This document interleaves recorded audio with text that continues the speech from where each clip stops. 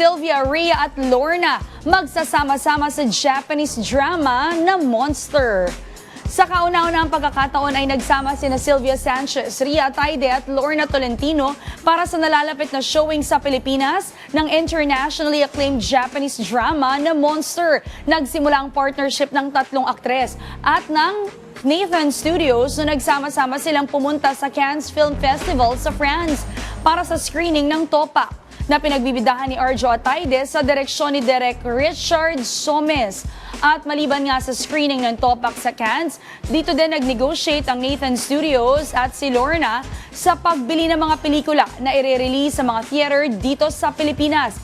Tampok sa pelikulang Monster ang mahuhusay na Japanese actors na sina Sakura Ando, Eita Nagayama, Soya Kurokawa, Hinata Hiragi at Yuko Tanaka sa ilalim ng direksyon ng respetado at multi-awarded filmmaker na si Hirokazu Koreeda.